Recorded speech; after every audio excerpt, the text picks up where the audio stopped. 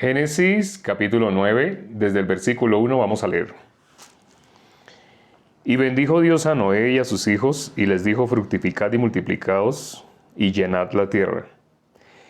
El temor y el miedo de vosotros estarán sobre todo animal de la tierra, y sobre toda ave de los cielos, en todo lo que se mueve, en todo lo que se mueva sobre la tierra, y en todos los peces del mar, en vuestra mano son entregados. No sé si ustedes al oír este versículo, estos versículos se acuerdan de algo. Hay algo que se dijo, que Dios dijo en el capítulo 1. Sabemos, nosotros leímos desde el capítulo 1, ¿no? Desde el versículo 1, Génesis. Hemos hecho un estudio de Génesis. Y cuando miramos Génesis capítulo 1, no sé si se acuerdan, cuando llegamos al versículo 28. Incluso hay un video donde solamente hablamos de ese versículo, Génesis 1, 28. Vamos a mirarlo un momento.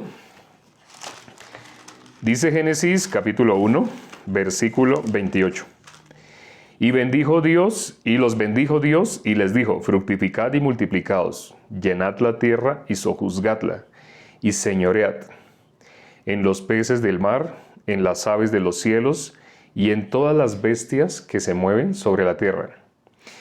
Aquí dice todas las bestias que se mueven sobre la tierra, ¿sí?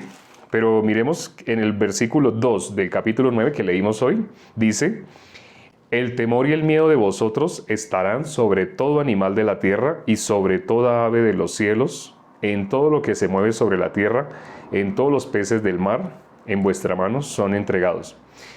Aquí hay una expresión que aclara más. Parece como si este versículo fuera concordancia con el que leímos en Génesis 1:28. Aquí, ¿qué dice? Dice: en todo lo que se mueva sobre la tierra. ¿Qué es lo que va a estar? El temor y el miedo de vosotros. Así dice, ¿no? El temor y el miedo de vosotros. ¿Por qué Dios dijo algo similar en Génesis 1? ¿Por qué aquí se está diciendo algo similar? ¿Qué es eso del temor? Muchas personas me preguntaron por los primeros videos que subimos en TikTok. Los primeros videos aparecía mucho la palabra el temor de Jehová.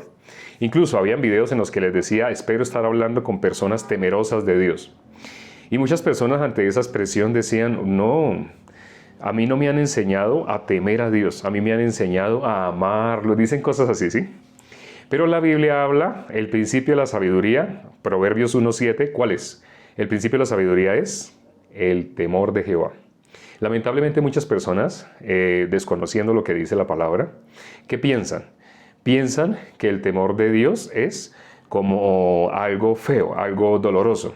Recordemos, el secreto espiritual para entender la palabra es no confiar en nuestro punto de vista, tener que quitarnos nuestro punto de vista. En el ejército, cuando un oficial se va a ir a golpes, se va a enfrentar a golpes con un soldado, si él, siendo oficial, pelea con el soldado, al soldado lo tienen que meter a la cárcel. Pero ¿qué tiene que hacer entonces para que puedan pelear? Él tiene acá las presillas en los hombros, sobre los hombros. Tiene las presillas. Esas presillas son las que dicen que él es un oficial. Si él se quita esas presillas, él queda como un soldado normal. Y para que un oficial pelee con un soldado, garantizándole que no se va a ir a la cárcel, solamente van a pelear. El oficial se quita las presillas y empiezan a pelear, y los dos se van a hacer daño, se van a pegar duro, pero está peleando en ese momento un soldado con un soldado. No está peleando un oficial con un soldado. No sé si sabían eso. Eso lo conocí, pero entonces, como las personas piensan que tener miedo es eso, tener miedo a que me va a hacer daño, tener miedo a que me va a quitar cosas. Por eso cuando oyen la expresión el temor de Jehová, dicen: uy, no, tan feo que suena eso, no me diga que el temor de Jehová, yo a Jehová no lo amo, no lo odio, no le temo, yo a él lo amo. Así dicen, ¿no? Yo lo amo, yo no lo odio. Yo no le temo, yo lo amo. Eso me han dicho muchas veces, ¿no? Sobre todo cuando uso esa expresión. Tú eres temeroso de Dios, tú eres temerosa de Dios. Enseguida las personas me dicen: No, pero bíblicamente, si la persona no es temerosa de Dios, es como cuando Pedro le dijo, de ninguna manera tú no me vas a lavar los pies. Y Jesús le dijo, si no te lavo los pies, no vas a tener ninguna relación conmigo. Sí. Y que tuvo que decir, no solo los pies, sino la cabeza, las manos, así. Pero el temor de Dios, ¿por qué dice estos versículos que hemos leído hoy? El versículo, enfatizamos mucho, leímos el versículo 1 y 2 de Génesis 9. Hoy empezamos el capítulo 9. Pero nos frenamos en el capítulo 2 porque ahí aparece la palabra temor, ¿sí? Dice, el temor y el miedo de vosotros estarán sobre todo animal en la tierra. Más abajo dice, en todo lo que se mueva. El temor de vosotros estará en todo lo que se mueva sobre la tierra. No sé si se acuerdan de la historia de los de Gabaón, los gabaonitas. Las personas de Gabaón, el gentilicio son los gabaonitas. Si se acuerdan, en Josué aparece cómo los gabaonitas se fingieron. Ellos estaban dentro de las ciudades que estaban alrededor de Israel. Israel estaba arrasando con todo. Donde quiera que Israel llegaba, conquistaba, ganaba, porque Dios le daba la victoria. Dios estaba con Israel. Pero entonces los reyes de las ciudades que estaban alrededor se estaban uniendo. ¿Para qué se estaban uniendo? Para pelear contra los israelitas. Porque estaban viendo cómo los israelitas y lo que hicieron con los de Ai. Vamos a mirar Josué capítulo 9. Josué capítulo 9. Bueno, de Josué muchas personas conocen Josué 1:9. Mira que te mando que te esfuerces y seas valiente, porque yo, Jehová, tu Dios, estaré contigo. No sé si se acuerdan de ese versículo. Ese es Josué 1:9 y esa es la frase el versículo que la gran mayoría de las personas conocen de Josué. Casi nadie conoce el resto de la historia de Josué. Pero vamos a mirar qué pasó en Josué capítulo 9. Josué.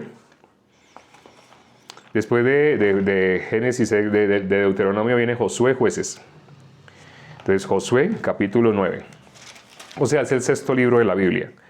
Josué capítulo 9. Dice, vamos a leer desde el versículo 1. Vamos a leer desde el versículo 1. Vamos a leer todo el capítulo. Es necesario. Entonces, espero que tengan paciencia. Es entretenida la historia. Si no la han leído, tranquilos, se las voy a leer. Entonces, pueden escuchar la historia de Josué. Vamos a leer el capítulo 9, todo el capítulo 9. Empezando desde el versículo 1. Cuando oyeron estas cosas todos los reyes que estaban a este lado del Jordán, así en las montañas como en los llanos y en todas las costas del mar grande, delante del Líbano, los heteos, amorreos, cananeos, fereceos, heveos y jebuseos se concertaron para pelear contra Josué de Israel. Mas los moradores de Gabaón, cuando oyeron lo que Josué había hecho a Jericó y a Ai, usaron de astucia, pues fueron y se fingieron embajadores y tomaron sacos viejos sobre sus asnos y cueros viejos de vino rotos y recocidos y remendados, y zapatos viejos y recocidos en sus pies, con vestidos viejos sobre sí, y todo el pan que traían para el camino era seco y mohoso. Y vinieron a Josué al campamento en Gilgal y le dijeron a él y a los de Israel, nosotros venimos de tierra muy lejana, haced pues ahora alianza con nosotros. Y los de Israel respondieron a los heveos, quizá habitáis en medio de nosotros. ¿Cómo pues podremos hacer alianza con vosotros? Ellos respondieron a Josué,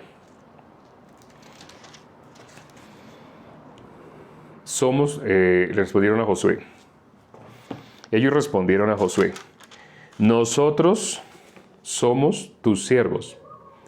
Y Josué les dijo, ¿quiénes sois vosotros y de dónde venís? Y ellos respondieron, tus siervos han venido de tierra muy lejana. Están diciendo mentiras, ¿no? Ya se han dado cuenta, ¿no? Por causa del nombre de Jehová tu Dios, porque hemos oído su fama y todo lo que hizo a Egipto, y todo lo que hizo a los dos reyes de los amorreos que estaban al otro lado del Jordán, a Sehón, rey de Hesbón, y a Og, rey de Basán, que estaba en Astarot. Por lo cual nuestros ancianos y todos los moradores de nuestra tierra nos dijeron: tomad en vuestras manos provisiones para el camino, e id al encuentro de ellos, y decidles: nosotros somos vuestros siervos, haced ahora alianza con nosotros.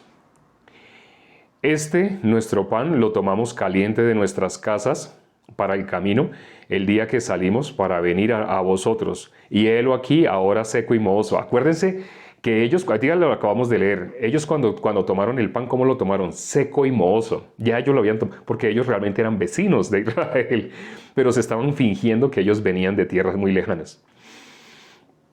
Estos cueros de vino también los llenamos nuevos. Helos aquí, ya rotos, también estos nuestros vestidos y nuestros zapatos están ya viejos a causa de lo muy largo del camino. Ellos salieron con esa ropa así, ya rota así, para que se viera que han caminado mucho.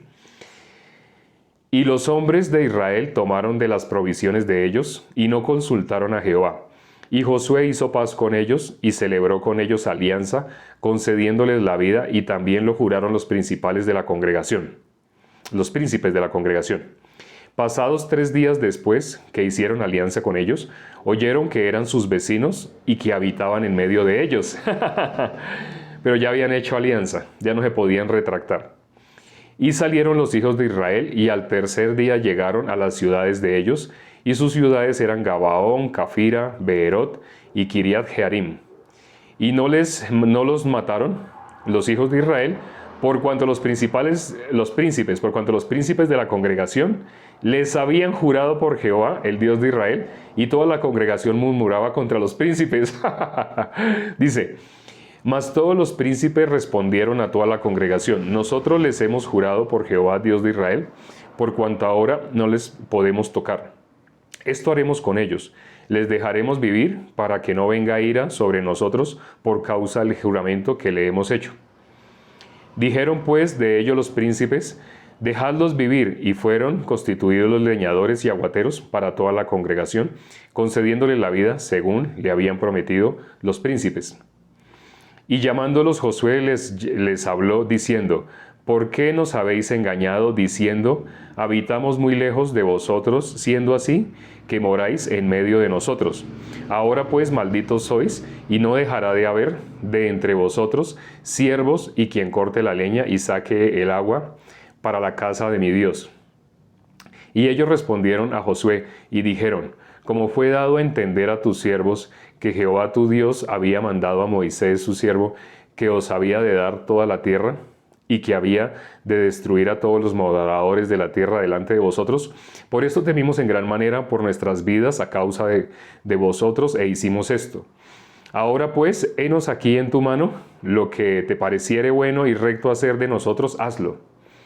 Y él lo hizo así con ellos, pues los libró de la mano de los hijos de Israel, y no los mataron. Y Josué los destinó aquel día a ser leñadores y aguadores para la congregación y para el altar de Jehová, en el lugar que Jehová eligiese, lo que son hasta hoy. No sé si se acaban de dar cuenta qué fue lo que pasó con ellos. Ellos, acabamos de leer toda la historia de ellos, de los gabaonitas con Josué y pues con los israelitas. Ellos se fingieron, ellos eran vecinos, pero ¿qué había en el corazón de ellos? Temor. En el corazón de ellos sí hubo temor de Dios, la palabra que nombramos el día de hoy. Por haber leído Génesis capítulo 2, versículo 1 y 2, el temor de vosotros, ¿sí? Así dice. Entonces, en el corazón de los gabaonitas hubo temor. Los otros 5 reyes que se unieron, ahí los leímos al principio, esos 5 reyes que se unieron para pelear contra los israelitas, ¿ellos tenían temor de Dios? Aparentemente sí, pero cuando miramos más adelante, no. Si hubieran tenido temor de Dios, ellos se hubieran puesto de acuerdo para pelear contra el pueblo de Dios. Sería una barbaridad. ¿Quién haría semejante locura? Pero esos 5 reyes se unieron para pelear. Y resulta que los gabaonitas, cuando miramos, eran vigorosos, eran fuertes, robustos, grandes, ¿sí? Pero con todo y eso, ¿qué había entrado en el corazón de los gabaonitas? Había entrado el temor de Dios, ¿sí? Esto es maravilloso. ¿Por qué? Mirándolo con ojos humanos, ¿cómo las personas ven el comportamiento de los gabaonitas? Las personas que están por las obras deben sentir asco, deben sentir repugnancia al haber oído esta historia. Estarían diciendo, ellos cómo engañaron a Josué, ellos cómo pudieron hacer eso, cómo ellos engañaron a los israelitas, cómo hicieron para engañarlos. Terrible. No sé si se acuerdan, en la Biblia dice de los justos. ¿Cómo habla de los justos? Dice, como engañadores, pero veraces. No sé si se acuerdan, lo hemos leído. Eso está en 1 Corintios 6, capítulo, vamos a leerlo. 2 Corintios 6, me fui directamente a 2 Corintios 6, pero creo que mencioné 1 Corintios. 2 Corintios, capítulo 6, dice desde el versículo 8, por honra y por deshonra, por mala fama y por buena fama, como engañadores, pero veraces, como desconocidos, pero bien conocidos, como moribundos, mas he aquí vivimos, como castigados, mas no muertos, como entristecidos, mas siempre gozosos, como pobres, mas enriqueciendo a muchos, como no teniendo nada, mas poseyéndolo todo. Aquí dice, como engañadores, ¿pero qué? Pero veraces. Sí, aquí dice así, como engañadores, pero veraces. Como no teniendo nada, mas poseyéndolo todo. Ya se dan cuenta de quién está hablando, de los justos, del Hijo de Dios. Pero entendemos la parte donde dice, como no teniendo nada, mas poseyéndolo todo. Porque son hijos del Creador de todo. Por eso dice, como no teniendo nada, mas poseyéndolo todo. Pero lo que el ser humano no puede entender, lo que le queda difícil aceptar, es como engañadores, pero veraces. ¿Por qué dice como engañadores, pero veraces? Ellos, ¿qué tenían en su corazón? A diferencia de los otros 5 reyes, los gabaonitas. Estaban los gabaonitas y estaban los 5 reyes. Todos ellos vivían alrededor de Israel. Pero resulta que los gabaonitas tuvieron temor de Dios. Y lo dijeron, el temor de Dios había llegado al corazón de ellos. Pero en cambio estos 5 reyes querían hacer guerra contra Israel. Si querían hacer guerra contra Israel, ellos no tenían temor de Dios. A pesar de que oyeron lo que Dios había hecho con Jericó, con Ai, pueden leer la historia, 2 capítulos antes podemos ver, o sea, 3 capítulos antes, en el capítulo 6 de Josué, podemos ver lo que hizo con Jericó. Ustedes lo conocen, lo de las 7 vueltas y cuando sonaba la trompeta, iban a gritar y las murallas iban a caer. Pero a pesar de que ellos, los 5 reyes habían oído eso y los de Gabaón también. Esas ciudades, 5 ciudades, se habían unido para pelear contra los israelitas. Pero los de Gabaón, el temor de Dios había llegado al corazón de ellos. ¿Dios qué mira? Dios está mirando, ¿a Dios qué le interesa? El corazón de los gabaonitas. ¿Porque ellos tenían temor de Dios? No. Inclusive se estaban uniendo para pelear. ¿Realmente ellos habían oído lo que Dios había hecho con Jericó y con Ai? Si ellos realmente hubieran prestado sus oídos para escuchar atentamente lo que Dios había hecho con los moradores de Jericó, los de Ai, ellos deberían estar igual que los gabaonitas. Pero no, ellos querían hacer guerra. ¿Por qué el corazón de Dios es grato? El corazón de los gabaonitas. El principio de la sabiduría, ¿cuál es? El temor de Jehová. Como le digo, alguien que esté por las obras, ¿qué va a ver? Alguien que esté bajo las obras, ¿cómo va a ver la historia de los gabaonitas? Cuando vamos a Josué, capítulo 9, va a ver algo horrible. Va a decir, ¿pero por qué? ¿Por qué? ¿Por qué fueron bendecidos? Bueno, ahí dice la palabra que ahora seréis malditos, ¿sí? Pero ¿cuál es la maldición con la que fueron malditos? Iban a ser aguadores y leñadores.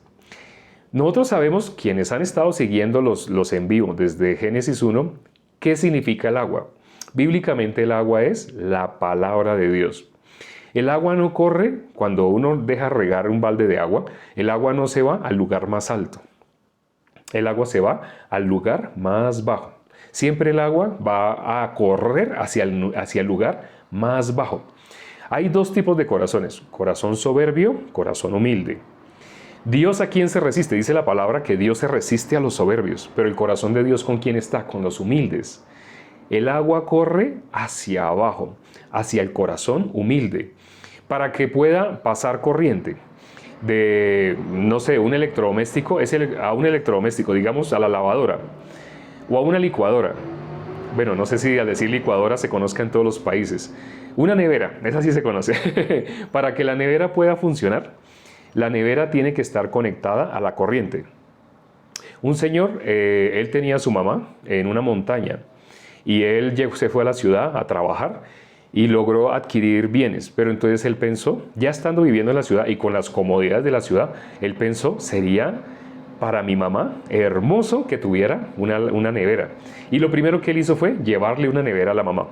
Se la llevó hasta allá con mucha dificultad, la cargaron encima de asnos, pero cuando llegaron allá donde la mamá vivía, le llevaron la nevera. La mamá estaba feliz, pero allá no había corriente. Entonces, si no hay corriente, la nevera fue hecha para enfriar los alimentos, ¿cierto? Para mantenerlos fríos, para que duren, para que no se descompongan tan rápido. Pero entonces, si la nevera no se conecta a la pared, la nevera funciona como nevera. ¿La señora para qué usó la nevera? La señora usó la nevera como una alacena. Ella empezó a guardar ahí cositas. Empezó a guardar cositas, no solamente a guardar cosas de cocina, sino también doblaba ropa y guardaba ropa en los diferentes compartimentos que tiene la nevera. Porque una nevera fue hecha, ¿para qué fue hecha? El ser humano, ¿para qué fue hecho? Para estar conectado con Dios, para recibir directamente de Dios la palabra, la sabiduría, la voz de Dios.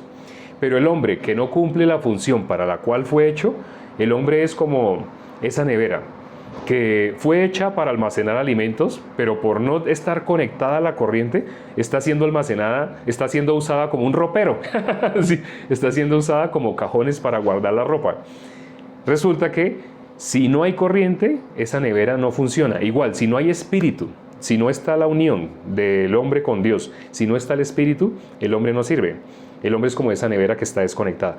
Para que haya fluido, para que haya el flujo de la corriente, debe haber conexión. Si esa conexión se interrumpe, no pasa la corriente. Tiene que haber conexión plena para que haya paso de corriente. Igual en el corazón de Dios en relación con el corazón del hombre. Si hay un poquito de separación, no hay nada entre el hombre que esté separado de Dios. Por eso, la maldición realmente es estar separado de Dios. Pero cuando miramos la maldición con la que fueron maldecidos los gabaonitas, ¿con qué maldición fue? Ellos iban a ser aguadores y leñadores.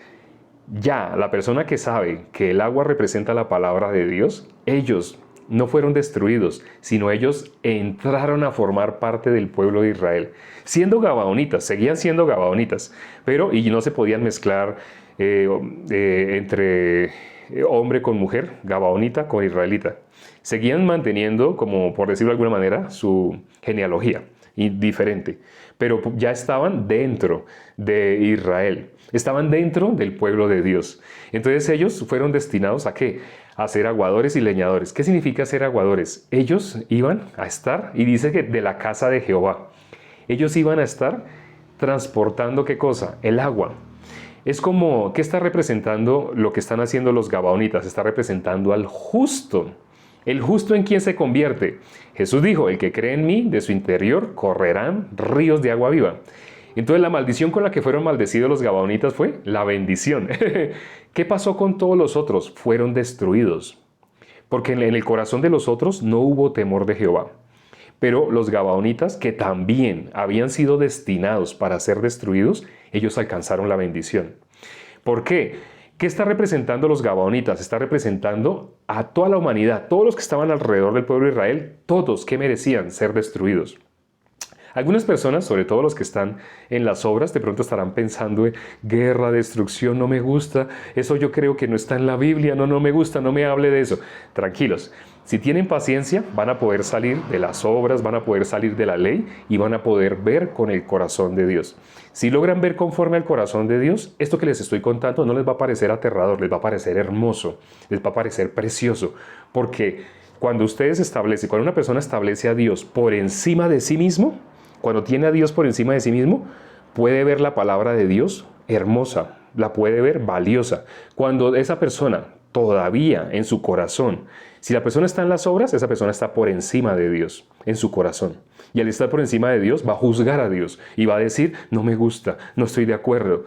Es entendible si te estás expresando en este momento así. Si te estás expresando en este momento así, solamente te digo, ten paciencia, sigue escuchando. La Biblia dice que la fe viene por el oír y el oír por la palabra de Dios. ¿Qué pasó con los gabaonitas? ¿Cuál fue la maldición con la que fueron, con la que fueron maldecidos? Fue hacer aguadores. Es como a nosotros, como una persona que recibe la salvación se convierte en portador de vida. ¿Eso es una maldición? Si eso es una maldición, como me dicen a mí, a veces me han dicho, usted es secta, usted está separado de de todos nosotros. Yo les digo, sí, yo estoy separado de todos los religiosos. Estoy separado de todas las religiones, separado. Porque ¿para dónde van todas las religiones? Por la puerta ancha. Dice la Biblia, esa puerta ancha que conduce a la perdición, muchos son los que entran por esa puerta ancha. Pero la gente, desconociendo lo que está escrito en la Biblia, dice, usted debería ser como la mayoría. Si la mayoría enseñamos así, usted debería enseñar igual. Usted está enseñando, no sé usted por qué está enseñando de esa manera. Tengan paciencia, quienes no entiendan, solo escuchen. Al escuchar, inevitablemente van a reconocer, sí, es diferente, pero es diferente ¿en qué sentido? Me han estado hablando muerte, condenación. Me han estado hablando de obras que yo tengo que hacer y hacer para ser libre del pecado. Y ahora están escuchando la gracia. No tengo que hacer nada para ser libre. Eso se llama gracia. Esa es la gracia. Eso es lo que hizo Noé. ¿Qué tiene que creer? ¿Qué tiene que hacer una persona? Tiene que creer. ¿Qué tiene que hacer una persona para recibir la gracia? Solo tiene que creer. No tiene que esforzarse. No es cuando yo haga tal cosa y haga y haga. No. Es solo por oír.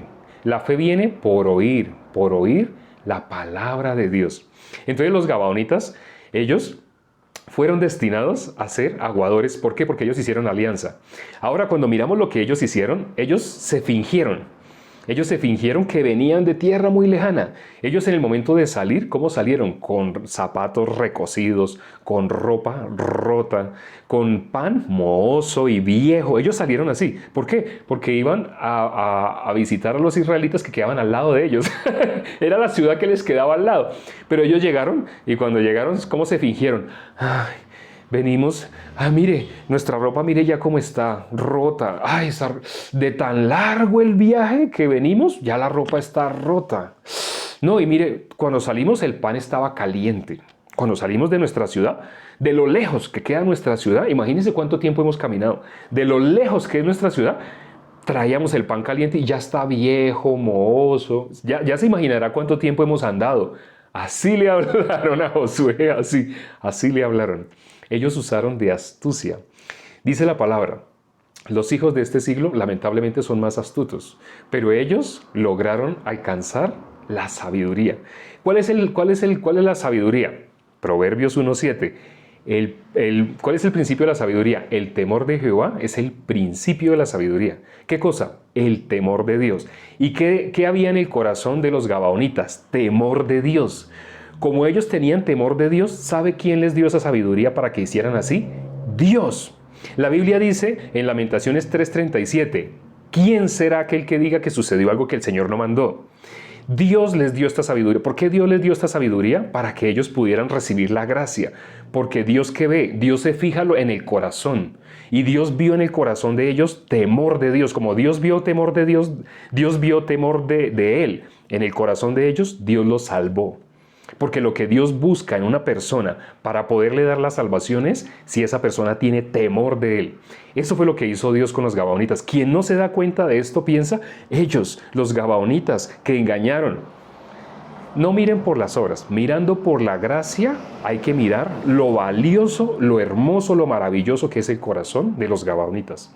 Ese corazón de los gabaonitas inevitablemente tiene que tener toda persona que desee adquirir la salvación, que desee pasar de la potestad de las tinieblas a la potestad de la luz.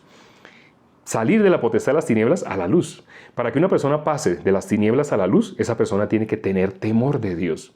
Y si tiene temor de Dios, va a ser como Rahab. No sé si se acuerdan de Rahab en Jericó. Rahab, ella, ¿qué le dijo al rey de Jericó? Le dijo mentiras. Cuando ustedes ven qué habló con el rey de Jericó, le dijo cosas, ella ocultó los 2 espías.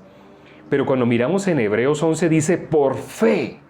Entonces una persona que mira por obras dice, yo no entiendo, pero si es que decir mentiras es malo, porque tiene una persona que esté mirando por la ciencia del bien y del mal, esa persona va a ver horrible lo que está escrito en la Biblia. Pero una persona que bota su pensamiento puede recibir el corazón de Dios. O sea que lo que están haciendo ellos parece que es un engaño, pero ¿qué dice la Biblia? Como engañadores pero veraces. ¿Dios cómo los ve? Dios los ve terribles, dignos de recibir la maldición. Dios los ve benditos, porque Dios lo que ve en el corazón de los gabaonitas es temor de Dios. No sé si esta parte alcance a quedar comprendida, pero tranquilos, más adelante vamos a seguir mirando el corazón de los gabaonitas, porque así como el corazón de Tamar, el corazón de Rahab, el corazón de Ruth. Acabo de nombrar las tres, aparte de María, que están en la genealogía de nuestro Señor Jesucristo. El corazón de ellas es muy maravilloso, muy valioso, pero todas hicieron lo mismo. Sí, hicieron lo mismo que los gabaonitas.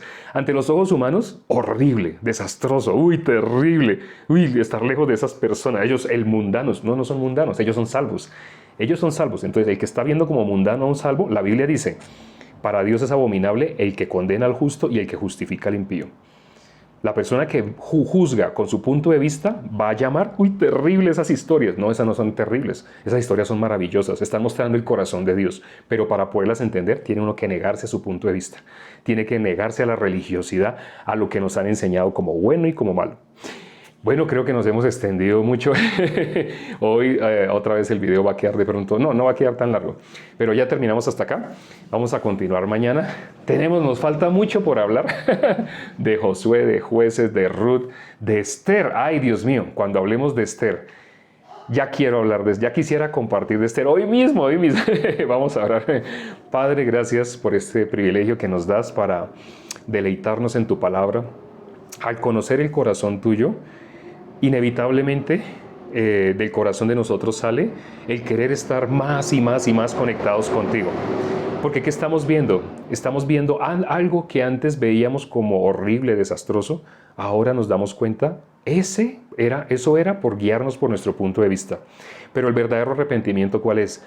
Lo que hizo Pedro. Se logró dar cuenta de quién tenía que arrepentirse, de haber confiado en su punto de vista. Pedro es la persona que más muestra en la Biblia cómo vivió confiando en su punto de vista. El apóstol Pablo también, y lo dice. Él tenía celo de Dios, pero no era conforme a ciencia. Y él, sabiendo de dónde había salido, le podía explicar a las personas: yo entiendo que tienen celo de Dios, yo entiendo, le decía a los religiosos, pero no conforme a ciencia. Significa, ese celo que ellos tienen es falso. No se los podía decir tan directamente en la cara, pero eso es lo que les estaba diciendo, que ellos estaban yendo por la puerta ancha. Religiosos, muy religiosos, haciendo muchas cosas, pero estaban yendo al infierno. Y aquel a quien estaban tratando como criminal era el único que realmente estaba yendo al cielo. Padre, ten misericordia a todas las personas que se conectaron el día de hoy, por un periodo de tiempo considerable, que alcanzaron a escuchar la palabra, porque solo tu palabra puede limpiar el corazón. Te pedimos para que el corazón de todos los que se conectaron el día de hoy puedan recibir la palabra tuya en el corazón, es decir, puedan recibir la salvación. Te lo pedimos y hemos orado en el nombre de nuestro Señor Jesucristo. Amén.